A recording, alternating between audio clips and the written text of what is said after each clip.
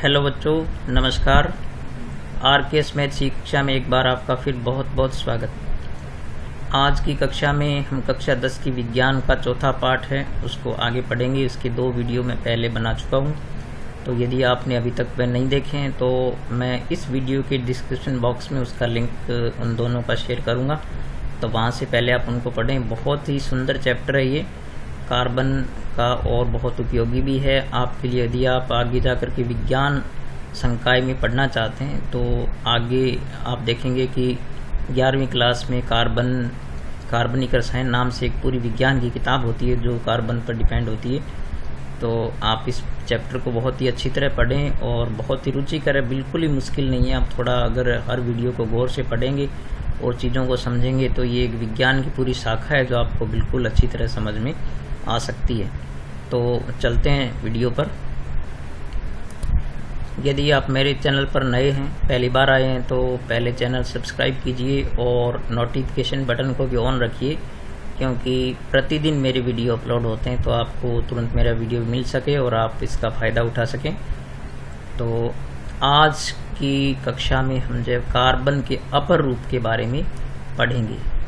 तो अपर रूप जो है वो क्या होते हैं ये आपको जानना जरूरी है पहले। तो अपर रूप एक ही तत्व के इस प्रकार के रूप होते हैं जिनका परमाणु क्रमांक, परमाणु भार सब समान होता है, लेकिन वो भौतिक और रासायनिक गुणों की दृष्टि से बिल्कुल भिन्न भिन्न होते हैं। तो इस प्रकार की चीज़ों को हम क्या कहते हैं? अपर रूप कहते हैं। तो कार्बन के 3 अपर रूप जो हैं वो यहाँ पर आपको देखने को मिलते हैं। तो जैसे हीरा, तो हीरे का नाम आपने सुना होगा। हीरा बहुत कीमती वस्तु है और कीमती जो है वो पत्थरों में गिना जाता है, बहुत ही कीमत के हीरे भी होते हैं। और ग्रेफाइट होती है, जो आप जानते हैं कि जो लेड पेंसिल होती है, कच्ची पेंसिल बच्चे जिससे लिखते हैं, आप लोग चित्र बनाते हैं, तो उसमें जो है वो मिट्टी के साथ ग्रेफाइट की मात्रा मिली होती है, इसी कारण से वो काली जो है वो चलती है। और इसके अलावा बंक मिस्टर फुलरिन के नाम से भी एक इसका अपर रूप होता है, जिसको मैं आज को बताऊंगा आपको। तो आखिर क्या कारण है कि हीरा भी जो है वो प्योर कार्बन का बना होता है और ग्रेफाइट भी प्योर कार्बन की बनी होती है, और बंक मिस्टर फुलरिन जो होती है, या इसको फुलरिन भी कहते हैं, तो ये भी प्योर कार्बन की बनी होती है। तो इनमें इतना डिफरेंस क्यों है? हीरा जो है वो इतना कीमती क्यों है और ग्रेफाइट जो है वो मिट्टी के भाव क्यों बिकती है, यानी इतनी सस्ती क्यों है, कौड़ियों के भाव बिकती है? और बंक मिस्टर फुलर जो है वो ये क्या चीज़ है या क्या काम आती है, इन सब के बारे में हम पढ़ेंगे। तो यहाँ आप गौर से मेरे कर्सर पर ध्यान रखिए कि हम समझने की कोशिश करेंगे कि हीरा जो है वो कठोर क्यों होता है या कीमती क्यों है, क्या कारण है इसमें। तो इसमें आपको पहले 2 बातें अच्छी तरह याद रखना है। आप गौर से मेरी बात को सुनिए कि हीरे में 2 मुख्य प्रश्न बनते हैं। एक तो हीरा कठोर क्यों होता है, दूसरा होता है कि हीरा विद्युत का कुचालक क्यों है, उसमें विद्युत धारा क्यों नहीं बहती। और फिर बारी आती है ग्रेफाइट की। तो ग्रेफाइट में 2 प्रश्न मुख्य रूप से यही बनते हैं कि ग्रेफाइट नरम क्यों होता है, और दूसरा इसका प्रश्न बनता है कि ग्रेफाइट विद्युत का चालक क्यों होता है, उसमें विद्युत धारा क्यों बहती है। और बंक मिस्टर फुलरिन जो होती है, इसके क्या उपयोग हैं, ये क्या होती है, इसके बारे में भी हम पढ़ेंगे। तो पहले हीरे के बारे में जानते थे। यहाँ पर आप जो ये संरचना देख रहे हैं, इसमें आप ये पहले जो गौर से यदि देखेंगे तो जो हरी लाइनें दिखाई दे रही है आपको, तो ये आप देख सकते हैं कि ये एक षटकोण है यहाँ पर जो हरे रंग में बना। पहले आप उनको देखिए, तो ये प्रत्येक कोने पर जो लाल डॉट आपको दिखाई दे रहे हैं, ये कार्बन के परमाणु को व्यक्त करते हैं। फिर उसके पीछे जो आप देख सकते हैं कि ये भी एक षटकोण है जो नीले रंग की लाइनों से बना हुआ है, और हर कोने पर एक कार्बन है जो लाल रंग से इंगित किया हुआ है, ये कार्बन के परमाणु को व्यक्त करता है। तो यहाँ पर आपको ये समझना है कि जैसे आप इस कार्बन परमाणु की जब स्थिति देखते हैं, तो यहाँ आप देख सकते हैं कि ये कार्बन परमाणु जो है वो 4 अन्य कार्बन परमाणु से जुड़ा रहता है, और वो ये जो बचा है ये भी पीछे जुड़ जाएगा। और ये यहाँ पर देख सकते हैं कि ये भी 4 से जुड़ा हुआ है, ये भी 4 से जुड़ा हुआ है, ये भी 4 से जुड़ा हुआ है, ये भी 4 से जुड़ा हुआ है। तो इस प्रकार जो बीच की स्थिति में है वो 4 से जुड़े दिखाई दे रहे हैं, और पीछे वाले और अन्य से जुड़ सकते हैं। तो आपको इससे ये समझना है कि एक कार्बन परमाणु अन्य 4 कार्बन परमाणुओं से एकल बंध द्वारा जुड़ करके और ये त्रिविमीय चतुष्फलकीय संरचना का निर्माण करता है। तो ये आपको शब्द याद रखने हैं कि त्रिविमीय चतुष्फलकीय संरचना का निर्माण करते हैं और एकल बंध द्वारा बंधे रहते हैं। इस कारण से हीरा जो है बहुत मजबूत होता है और कठोर होता है। तो इसके हीरे की कठोरता का कारण आप क्या बता सकते हैं कि इसमें एक कार्बन परमाणु अन्य 4 कार्बन परमाणुओं से जुड़ करके और त्रिविमीय चतुष्फलकीय संरचना का निर्माण करता है। आप इस बात को गौर से सुने 2-3 बार तो आपको ये याद हो जाएगी। और फिर आप देख सकते हैं कि चतुष्फलकीय संरचना का निर्माण करता है। तो इसके दूसरे प्रश्न का जो जवाब है कि हीरा चमकता क्यों है। कठोरता का कारण तो उसका जो है वो त्रिविमीय संरचना का होना होता है और एकल बंध द्वारा जुड़ा रहना होता है। और चमकने का इसमें कारण ये है कि चूंकि हीरा जो है वो चतुष्फलकीय संरचना बनाता है तो इसमें इतने ज़्यादा फलक उगते हैं कि इसके ऊपर थोड़ी सी भी प्रकाश की मात्रा गिरने पर जो है वो उसको परावर्तित करता है।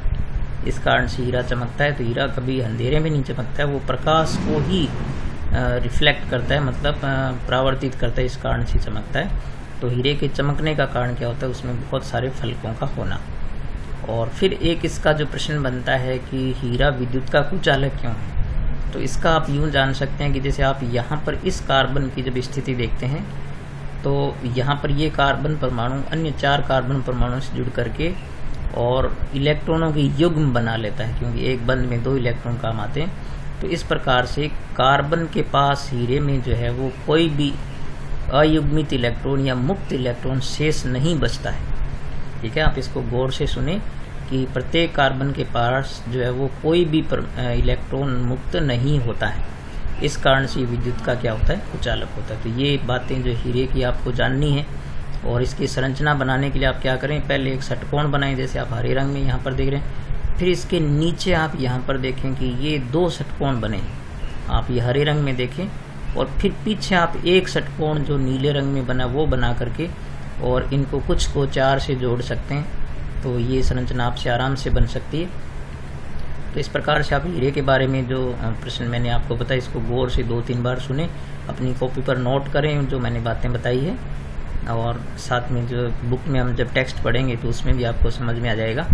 और यहाँ पर आप देख सकते हैं कि ये बात आती है ग्रेफाइट की। तो ग्रेफाइट में मैंने मुख्य रूप से आपको प्रश्न बताए थे कि ग्रेफाइट जो है वो नरम क्यों होता है। तो इसमें आप ये बताएंगे कि यहाँ भी आप देख सकते हैं कि ये षटकोणीय संरचना तो यहाँ ये भी बनाता है।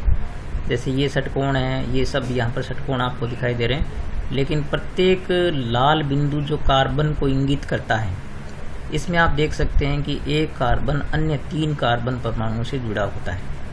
तो इस प्रकार से ये एक परत बन रही है और इसके नीचे ये दूसरी परत बन रही है। इस प्रकार से जो ग्रेफाइट की संरचना होती है वो परतदार होती है। और ये जो आप नीले में डॉट देख रहे हैं, तो ये क्या होता है कि ये सजातीय परमाणुओं के बीच में एक दुर्बल वंडरवॉल बल होता है। तो वंडरवॉल बल परमाणुओं के बीच में काम करने वाला एक इस प्रकार का आकर्षण बल होता है जो सजातीय परमाणु में होता है, जो सजातीय परमाणुओं को आपस में जोड़ करके रखता है। तो इस प्रकार से आप देख सकते हैं कि ये जो ग्रेफाइट की परतें हैं वो दुर्बल जो इस बल द्वारा, वंडरवॉल बल द्वारा जो बंधी रहती है। इस कारण से जब भी इन पर दबाव पड़ता है तो एक दूसरे पर ये फिसल सकती है। इस कारण से जो है वो ग्रेफाइट जो है वो नरम होती है। जैसे आप देख सकते हैं कि जब आप पेंसिल को घिसते हैं कागज़ पर तो वो कागज़ को काला करती है, क्योंकि उसकी परतें जो उतर करके कागज़ पर लगती रहती है। इस प्रकार से जो है वो कागज़ को काला करती है। तो इसके कारण ऐसा हीरे में नहीं होता है। हीरे में जो है वो एकलपन द्वारा मजबूती से वो बंधे रहते हैं, जबकि इसमें यहाँ पर क्या है, परतों के बीच में सिर्फ एक दुर्बल आकर्षण बल होता है और बाकी इनके बीच में बंध नहीं होता है किसी प्रकार का। तो इसलिए पहले प्रश्न का जो इसमें आंसर है कि ग्रेफाइट नरम क्यों होता है, तो इसमें आप यूँ बोलेंगे कि ग्रेफाइट में जो एक कार्बन परमाणु अन्य 3 कार्बन परमाणु से जुड़ा रहता है और इस प्रकार परतदार संरचना बनाता है और उन परतों के बीच में दुर्बल वंडरवॉल आकर्षण बल होता है, जिसके कारण जो है वो ये दुर्बल आकर्षण बल द्वारा बंधी रहती है और दबाव पड़ने पर फिसल सकती है। इस प्रकार से वो नरम होती है। और फिर दूसरा इसका जो प्रश्न है कि ये ग्रेफाइट जो है वो विद्युत की सुचालक क्यों होती है। तो यहाँ पर आप देख सकते हैं कि एक कार्बन परमाणु, जैसे आप यहाँ कर्सर में देख रहे हैं, एक कार्बन परमाणु अन्य 3 कार्बन परमाणुओं से बंधा रहता है। चौथा बंध इसका नहीं बनता। इसका मतलब ये है कि प्रत्येक कार्बन के पास जो है वो एक, आप ये देख सकते हैं कि इस प्रकार से आप दर्शा सकते हैं कि प्रत्येक कार्बन के पास, जैसे इसके पास भी एक इलेक्ट्रॉन है, इसके पास भी एक इलेक्ट्रॉन है, इसके पास भी, यानी सभी कार्बन परमाणुओं के पास एक मुक्त इलेक्ट्रॉन, इस प्रकार से आप दर्शा सकते हैं। जैसे मैं काले डॉट लगा करके आपको बता रहा हूँ, तो इस प्रकार से प्रत्येक कार्बन परमाणु के पास एक इलेक्ट्रॉन जो है वो मुक्त रूप से पड़ा रहता है। तो जब भी इसको हम विद्युत धारा की किसी स्रोत से जोड़ते हैं तो ये इलेक्ट्रॉन बह सकते हैं। इस प्रकार से विद्युत धारा का जो है वो बहाव होता है या विद्युत धारा इसमें बहती है, इसलिए विद्युत की सुचालक होती है। तो आप इसमें ये कहेंगे कि प्रत्येक कार्बन परमाणु के पास एक इलेक्ट्रॉन जो है मुक्त इलेक्ट्रॉन होता है, इसलिए विद्युत की सुचालक होती है। इसमें इलेक्ट्रॉन बह सकते हैं, विद्युत धारा बह सकती है। तो इस प्रकार से ये ग्रेफाइट के जो प्रश्न बनते थे मैंने आपको बताए, और आप इस चीज़ को गौर से सुने 2-3 बार, तो आपको ये चीज़ें लर्न हो जाएगी। और इसको बनाने का जो तरीका है आप इसमें देखें, यहाँ पर ये षटकोण बनाए, फिर इसके बाद 2 बनाए, इधर मैंने 1 बनाया, बिल्कुल ऐसी संरचना उल्टी बनाई, इधर 2 बनाए। तो इस प्रकार से आप भी बना सकते हैं, इसको आसानी से सीख सकते हैं। आप बनाएं और ख़ुद अपने चित्र बना करके आप इस प्रकार के मुझे व्हाट्सएप पर सेंड करें, तो मुझे बहुत खुशी होगी कि आपने बनाना सीखा है। तो ये ग्रेफाइट की संरचना और ये हीरे की संरचना, और प्रश्न इसमें बनते वो मैंने आपको बता दिए। अब यहाँ पर बात करते हैं हम फुलरिन की। तो फुलरिन जो है वो आप ये जैसे यहाँ पर लिखा है ना C60, तो C60 का मतलब है कि कार्बन के 60 परमाणु वाला जो है वो एक ये अणु होता है, जिसमें कार्बन के कितने परमाणु बंधे होते हैं, 60 परमाणु जो है वो बंधे होते हैं। तो इसमें आपको लर्न ये रखना है कि इसकी संरचना किस प्रकार की बनी होती है और इसकी उपयोगिता क्या है। तो कार्बन के इस तीसरे अपरूप की खोज जो है बहुत ज़्यादा समय पहले नहीं हुई थी, ये लगभग 1985 के आसपास इसकी खोज की थी। तो वहाँ का जो अमेरिका में इसकी खोज हुई थी, वहाँ के बहुत ही वास्तुकार थे, वहाँ के प्रसिद्ध वास्तुकार बंकमिस्टर फुलर उनका नाम था। तो उनके, चूँकि वो वास्तुकार थे, बहुत अच्छी जो है वो रचनाएं या शिल्पकार थे, अच्छे तो रचनाएं बनाते थे, तो उनके नाम पर, चूँकि इसकी संरचना एक प्रकार से बहुत ही एक विलक्षण संरचना है, तो उनके नाम पर इसका नाम रखा गया बंकमिस्टर फुलरिन, या इसको फुलरिन भी कहते हैं। तो इसमें 60 कार्बन के परमाणु इस प्रकार से जुड़े रहते हैं। यदि आप यहाँ गौर से देखेंगे तो जैसे मैं अब यहाँ पर डॉट लगाता हूँ, जैसे एक मैंने ये डॉट लगाया, तो यहाँ पर आप देख सकते हैं कि ये एक मैंने डॉट लगाया, एक मैंने ये डॉट लगाया, एक मैंने ये डॉट लगाया, एक ये लगाया और एक ये लगाया। आप यदि इनको देखें तो ये एक पंचकोण बनता है, यानी पंचभुज बनता है यहाँ पर। और यदि यहाँ पर मैं और लगाऊँ, आप देखेंगे जैसे एक मैंने यहाँ लगाया, एक मैंने यहाँ लगाया, एक मैंने यहाँ लगाया। अब इसको अभी आप गौर से देखेंगे, इसको अपने यहाँ पर देखते हैं तो ये एक षटकोण बनता है, देखो यहाँ पर। तो इस प्रकार से ये पूरी संरचना जो है वो बिल्कुल फुटबॉल की तरह की होती है। इसका बिल्कुल आकार जो एकदम फुटबॉल की तरह होता है। तो इसमें क्या होता है कि 20 तो इसमें होते हैं षटकोण, ठीक है, 20 इसमें होते हैं षटकोण और 12 होते हैं पंचकोण, यानी पंचभुज होते हैं। तो ये कुल मिला करके इसमें कितने फलक हो जाते हैं, इसमें फलक हो जाते हैं आपके पास 32, ठीक है, कुल 32 फलक हो जाते हैं। तो बिल्कुल फुटबॉल की संरचना बनाते हैं इसमें, तो कुल इसमें 32 फलक आपके पास हो गए। तो आपको ये याद रखते हैं कि 20 षटकोणीय इसमें फलक होते हैं और 12 होते हैं पंचकोणीय। तो इस प्रकार कुल 32 फलक बनाते हैं ये, और इसकी जो संरचना है वो इस प्रकार की फुटबॉल की तरह की बिल्कुल संरचना होती है इसकी, और 60 कार्बन परमाणु रहते हैं। तो इसकी उपयोगिता ये कि इसके जो यौगिक होते हैं तो वो जो है वो उच्च तापमान पर विद्युत के अच्छे सुचालक होते हैं।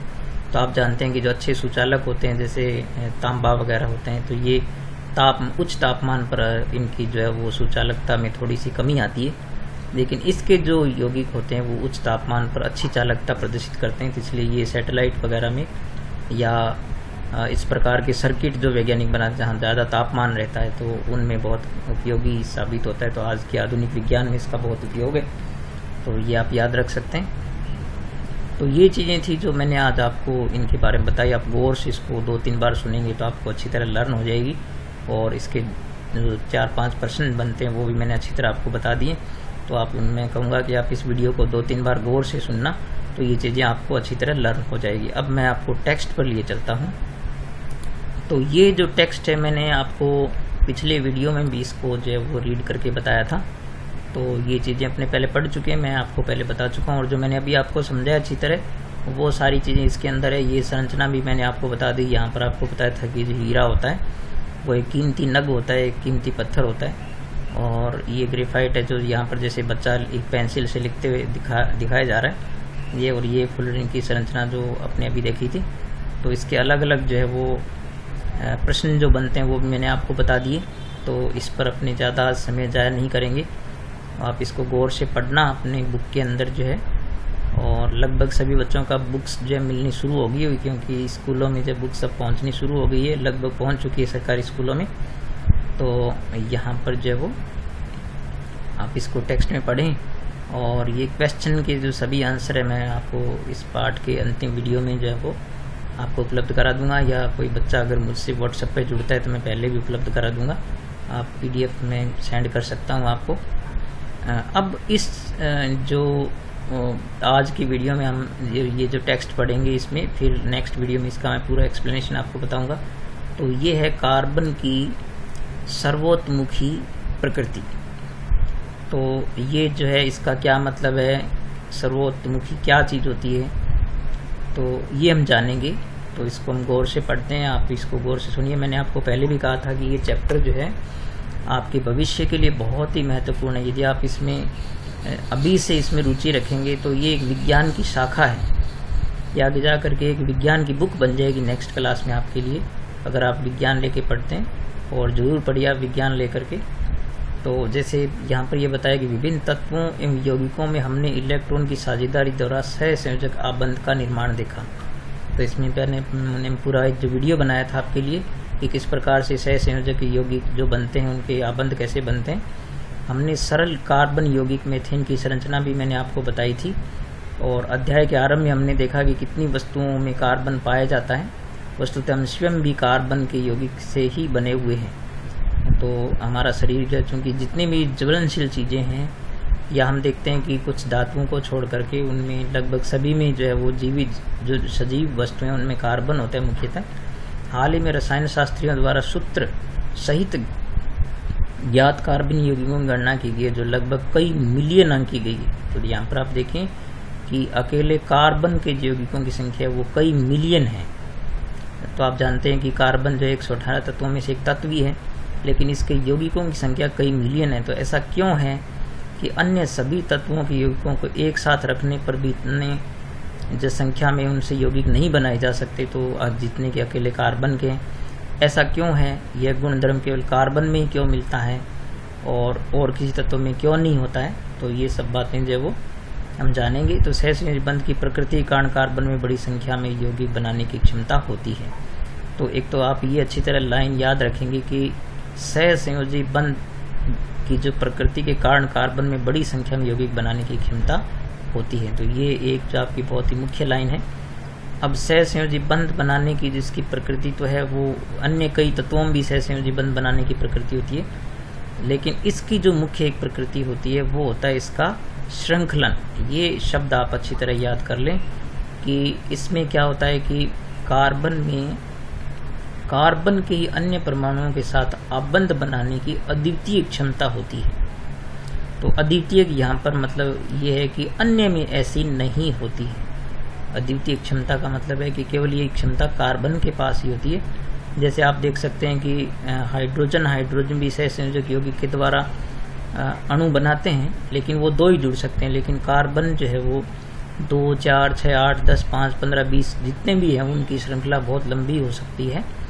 तो ये इनके द्वारा जो ये श्रृंखला बनाने की जो प्रकृति है, प्रवृत्ति जिसकी है, तो वो अद्वितीय क्षमता है। इसके कारण कार्बन की यौगिकों की संख्या सबसे अधिक होती है। तो यहाँ पर आपने देखा कि कार्बन में कार्बन के ही अन्य परमाणुओं के साथ आबंध बनाने की अद्वितीय क्षमता होती है, जिससे बड़ी संख्या में अणु बनते हैं। और इस गुण को क्या कहते हैं? श्रृंखलन कहते हैं।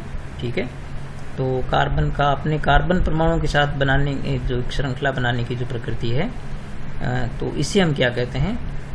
ये श्रृंखलन की क्रिया कहते हैं। तो इन यौगिकों में कार्बन की लंबी श्रृंखला भी होती है, लंबी श्रृंखलाएं भी होती है, कार्बन की विभिन्न शाखाओं वाली श्रृंखला भी होती है, तो मैं नेक्स्ट वीडियो में आपको बताऊंगा कि इस प्रकार से लंबी श्रृंखलाएं कैसे बनती है, शाखित श्रृंखलाएं कैसे बनती है, वलय में व्यवस्थित कार्बन भी पाए जाते हैं, यानी वलयाकार मतलब गोल संरचनाएं उनकी बनती है। साथ ही कार्बन के परमाणु एक बंध द्वारा भी जुड़े रहते हैं, दो बंध द्वारा भी जुड़े रहते हैं, त्रिबंध द्वारा भी जुड़े रहते हैं। तो इस प्रकार से बहुत से कारण हो गए कि इसकी श्रृंखलाएं लंबी भी होती हैं, यानी सीधी श्रृंखलाएं भी होती है, और शाखाओं वाली श्रृंखला भी होती है, और वलयाकार श्रृंखलाएं भी होती है। तो एक तो ये बहुत बड़े कारण हो गए कि ये भिन्न भिन्न प्रकार की श्रृंखलाएं बना सकता है। इसके अलावा कार्बन के बीच में एक बंध भी हो सकता है, द्विबंध भी हो सकता है, और त्रिबंध भी हो सकता है। तो ये और इसके विलक्षण गुण हो गए। तो कार्बन परमाणु के बीच केवल एक आबंध से जुड़े कार्बन के यौगिक संतृप्त यौगिक कहलाते हैं। तो ये संतृप्त हाइड्रोकार्बन क्या होते हैं, यौगिक क्या होते हैं, ये जो आप अच्छी तरह इसको याद रखें कि जब कार्बन के बीच में एकल बंध होता है या एकल बंध द्वारा कार्बन परमाणु जुड़े रहते हैं, तो इस प्रकार के सारे यौगिक क्या कहलाते हैं, संतृप्त यौगिक कहलाते हैं। संतृप्त होने का यहाँ पर अर्थ ये कि वो आसानी से दूसरे पदार्थों के साथ अभिक्रिया नहीं करते हैं, यानी उनके यौगिक जो टूटते नहीं है, दूसरे यौगिकों में नहीं बदलते हैं। और द्विव आबंध और त्रि आबंध वाले कार्बन के यौगिक जो वो क्या कहलाते हैं, असंतृप्त यौगिक कहलाते हैं। यानी यदि कार्बन के बीच में, यानी दो कार्बनों के बीच में जो है वो ये दो द्विबंध है या जो त्रिबंध है, ठीक है, तो उनको हम क्या कहते हैं, असंतृप्त हाइड्रोकार्बन कहते हैं या असंतृप्त यौगिक कहते हैं। कार्बन यौगिकों में जिस सीमा तक संरक्षण गुण पाया जाता है, किसी और तत्व में ऐसा नहीं मिलता। सिलिकॉन हाइड्रोजन के साथ यौगिक बनाते हैं, ये तो बनाते तो हैं, जिनमें 7 या 8 परमाणु वाली श्रृंखला हो सकती है, लेकिन ये यौगिक अति अभिक्रियाशील होते हैं। तो अति अभिक्रियाशील होने के कारण ये स्थायी नहीं होते हैं। कार्बन आबंध अत्यधिक प्रबल होते हैं, अतः स्थायी होता है। तो ये स्थायी होते हैं और ये अस्थायी होते हैं, इसलिए इनका अस्तित्व कम पाया जाता है। फलस्वरूप अनेक कार्बन परमाणुओं के साथ आपस में जुड़े हुए अनेक यौगिक प्राप्त होते हैं। तो ये जो आपने श्रृंखलन और इसके यौगिकों की संख्या क्यों अधिक है, ये बातें आपने अच्छी तरह जानी। इसको गौर से और पढ़ें, आप सुनेंगे तो आपको लर्न हो जाएगा। अब यह है कि चूंकि कार्बन की संयोजकता 4 होती है, हम जानते हैं, क्योंकि उसके पास 4 अयुग्मित इलेक्ट्रॉन होते हैं, अतः इसमें कार्बन के 4 अन्य परमाणु अथवा अन्य एक सहज संयोजक तत्वों के परमाणुओं के साथ आबंधन की क्षमता होती है। यानी एक कार्बन अन्य 4 कार्बन परमाणुओं से भी जुड़ सकता है, या एक संयोजी तत्व जो होते हैं ऐसे 4 एक संयोजी तत्वों के साथ भी जुड़ सकता है। Oxygen, hydrogen, nitrogen, sulphur, chlorine, अनेक अन्य तत्वों के साथ कार्बन यौगिक बनाते हैं। फलस्वरूप ऐसे विशेष गुण वाले यौगिक बनते हैं जो अणु में कार्बन के अतिरिक्त उपस्थित तत्वों पर निर्भर करते हैं। तो कार्बन के जो अलावा जो उसमें उपस्थित उसके गुण के आधार पर उसमें कुछ गुण अलग हो जाते हैं, तो उन पर निर्भर करता है। अधिकतर अन्य तत्वों के साथ कार्बन द्वारा बनाए गए बंध अत्यंत प्रबल होते हैं। तो कार्बन के साथ जो दूसरे तत्व बनाते हैं, जो बंध बनाते हैं, वो अत्यंत क्या होते हैं, प्रबल होते हैं, मजबूत बंध होते हैं, जिनके फलस्वरूप यौगिक अतिशय रूप से स्थायी होते हैं, यानी बहुत ज़्यादा स्थायी होते हैं, आसानी से टूटते नहीं। इसके यौगिक जो है वो कार्बन द्वारा प्रबल आबंधों के निर्माण का एक कारण इसका छोटा आकार होना भी होता है, क्योंकि कार्बन का परमाणु क्रमांक जो है केवल 6 होता है, तो ये बहुत छोटे आकार वाला है। इसमें 2 कक्षाएं होती है, तो इसके जो इलेक्ट्रॉन है वो भी नाभिक के द्वारा मजबूती से बंधे रहते हैं। तो इस कारण से जो है इसके यौगिक जो है वो काफ़ी छोटा आकार होने के कारण भी स्थायी होते हैं। इस कारण इलेक्ट्रॉन के सहगामी युग्मों को नाभिक मजबूती से पकड़े रखता है। बड़े परमाणु वाले तत्वों में बंधे आबंध तुलना में अत्यंत दुर्बल होते हैं। तो ये चीज़ें भी आप याद रखें कि कार्बनिक यौगिक स्थायी क्यों होते हैं। तो उनमें एक कारण तो ये होता है कि कार्बन के द्वारा जो अन्य तत्वों के साथ जो मजबूत बंध बनता है, इस कारण ये स्थायी होते हैं। दूसरा, कार्बन का आकार छोटा होना, ये भी होता है। और फिर इसके बाद है कार्बनिक यौगिक, यानी कार्बनिक यौगिक क्या है और इनके क्या लक्षण होते हैं, तो इसके बारे में अपने जानेंगे। तो कार्बन में पाए जाने वाले 2 विशेष लक्षणों, चतुस्संयोजकता, तो यानी चतुस्संयोजकता का मतलब है कार्बन की संयोजकता कितनी होती है, 4 होती है, और एक श्रृंखलन जो अभी हमने पढ़ा था कि कार्बन परमाणु परस्पर जुड़ करके एक श्रृंखला का निर्माण करते हैं। तो इससे बड़ी संख्या में यौगिकों का निर्माण होता है। तो ये बड़ी संख्या में यौगिक होने का कारण होता है इसका। अनेक यौगिकों में अकार्बनिक परमाणु अथवा परमाणुओं के समूह विभिन्न कार्बन श्रृंखलाओं से जुड़े रहते हैं। मूल रूप से इन यौगिकों को प्राकृतिक पदार्थों से प्राप्त किया गया था तथा यह समझा गया था कि ये कार्बनिक यौगिक और कार्बनिक यौगिक केवल सजीवों में से ही निर्मित हो सकते हैं। तो शुरू में जब ये इसको जाना गया तो ये माना गया था केवल सजीवों से प्राप्त हो सकता है, लेकिन बाद में जो है वो इसका संश्लेषण भी संभव हुआ, अर्थात ये माना गया कि उनके संश्लेषण के लिए एक जीवन शक्ति आवश्यक थी, ये शुरू में माना गया था। लेकिन 1828 में फ्रेडरिक हॉलर ने क्या किया था कि अमोनियम साइनेट से यूरिया बनाकर इसे असत्य प्रमाणित कर दिया।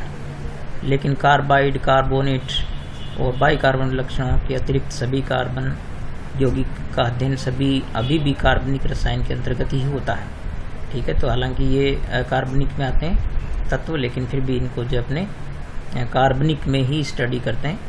तो ये आज हमारा वीडियो हम यहीं तक रखेंगे और आगे का ये जो संतृप्त और असंतृप्त हाइड्रोकार्बन क्या होते हैं, इनके यौगिक क्या होते हैं, इसको हम नेक्स्ट वीडियो में पढ़ेंगे। और साथ में श्रृंखलन किस प्रकार से होता है, श्रृंखलाएं कैसे बनती है, सीधी श्रृंखलाएं कैसे बनती है और शाखित श्रृंखलाएं कैसे बनती है, वलयाकार श्रृंखलाएं कैसे बनती है, ये सब हम नेक्स्ट वीडियो में जानेंगे।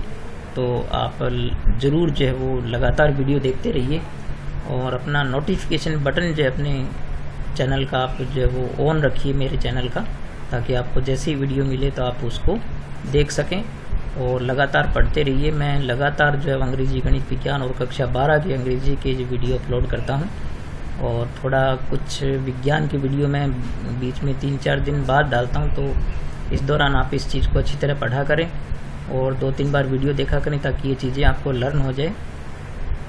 और साथ में बीच बीच में हर चीज़ को मैं एक्सप्लेन भी करता हूँ, टेक्स्ट भी आपको पढ़ करके बताता हूँ। तो यदि आपने अभी तक मेरा वीडियो लाइक नहीं किया तो आप तुरंत लाइक कर दीजिए और लगातार वीडियो देखिए और चैनल सब्सक्राइब ज़रूर कीजिए, अपने दोस्तों को बताइए, क्योंकि मेरा चैनल जो नया ही था, अभी कुछ थोड़े समय पहले मैंने बनाया, इसको 6 महीने लगभग हुए हैं। तो आप जो वो मेरे 1000 सब्सक्राइब करने से थोड़ा ही मैं दूर हूँ, तो आप अपने दोस्तों के सहयोग से आप खुद जो वो मेरे इस प्रथम सोपान को जो पार कराइए। आपने इतना स्नेह मुझे दिया है तो मैं हमेशा इसके लिए आपका जो है वो शुक्रगुजार रहूँगा कि आपने मेरे चैनल को लाइक किया और पढ़ाई की और अपने फ़ायदा उठाया। तो ठीक है बच्चों, मैं उम्मीद करता हूँ कि मेरा वीडियो आपको पसंद आया हो तो लाइक ज़रूर कीजिए, कमेंट ज़रूर किया करें। तो ठीक है, मिलेंगे नेक्स्ट वीडियो में, तब तक नमस्कार।